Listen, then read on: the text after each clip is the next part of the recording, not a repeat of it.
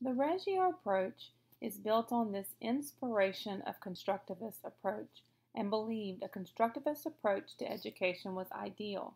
It utilizes the concepts of the Constructivist paradigm and project-based learning in this approach. Constructivism is a theory explaining how learning happens. In this theory, knowledge is actively constructed by the learner, not passively received from the outside. Learning is something done by the learner, not something that is imposed on the learner. Constructivist education takes place when learners actively construct meaning by building on background knowledge, experience, and reflect on those experiences. Children have existing ideas about many phenomena. Some of these ideas are unstable, others are more deeply rooted and well developed. The child has their own individual ideas about the world, but there are also many similarities and common patterns in their ideas. Some of these ideas are socially or culturally accepted and shared. The educator has to take learners' existing ideas seriously if they want to change or challenge them. Although knowledge in one sense is personal and individual, in this environment, the learners will construct their knowledge through their interactions with the physical world, collaboratively in social settings, and in a cultural and linguistic environment.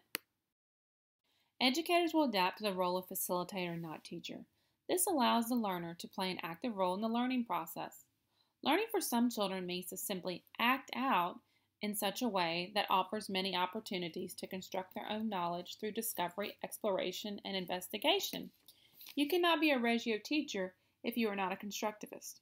Reggio-Emilia schools add in their own core value of children as citizens with rights.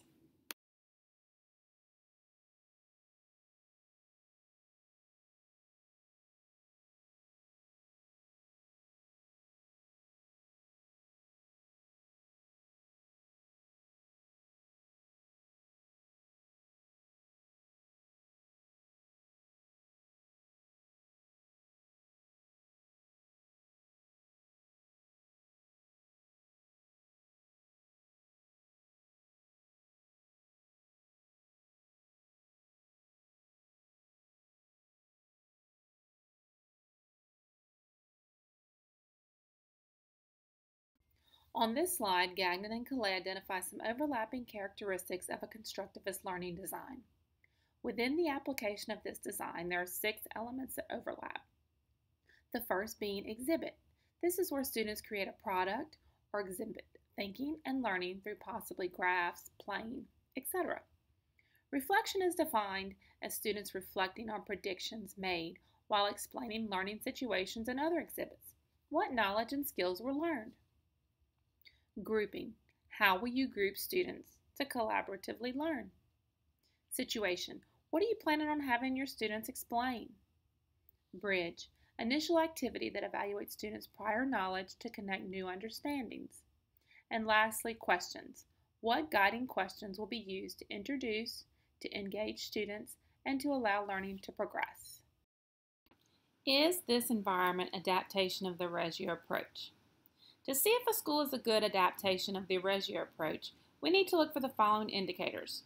Are the teachers reflective of their teaching practices?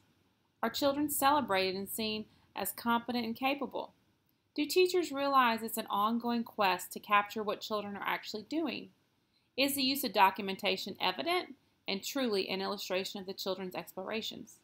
Do teachers seek to learn, not copy, Reggio educators and adapt their knowledge in the school?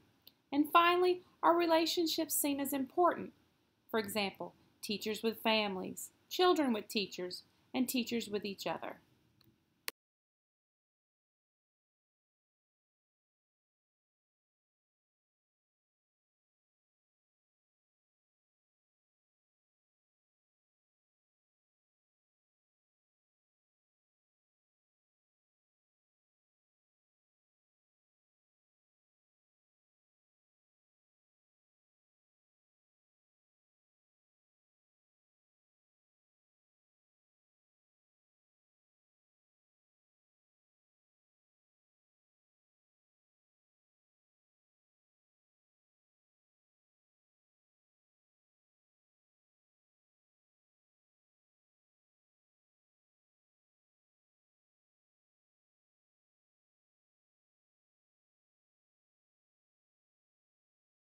On this slide, we're going to look at environment rating scales.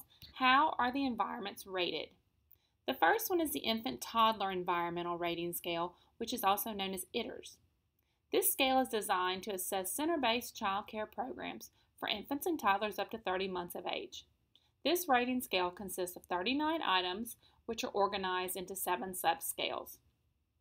The second rating scale is the Early Childhood Environmental Rating Scale, also known as ECELP. This scale is designed to assess children from the ages of 2 to 5. The ECELP scale consists of 43 items, organized into 7 subscales. Both of these scales contain inclusive and culturally sensitive indicators for many items.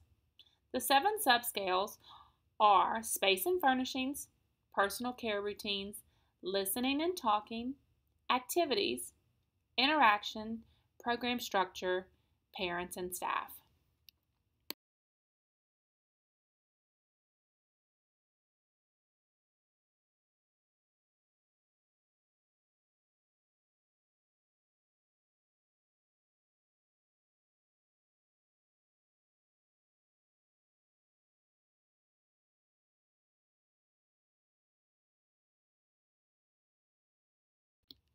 Here's a question for you to think about.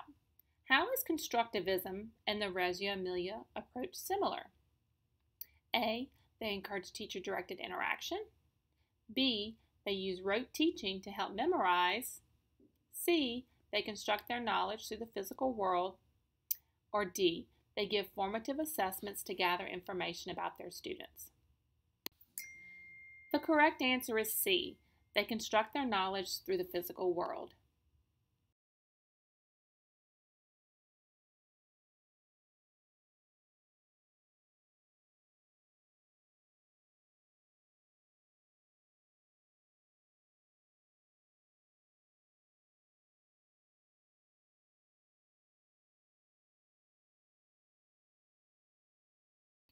To conclude, when we refer to the philosophy of observation, to the process of documentation, we also refer to constructivism, in which knowledge is built through interaction with others. The second question is, what makes the Reggio approach a constructivist design? A. Students actively construct meaning by collaboratively interacting with their natural environment. B. Students' activities are teacher-directed. C. Students continuously work independently. Or D. Student evaluations are based on formal assessment scores. The correct answer is A. Students actively construct meaning by collaboratively interacting with their natural environment.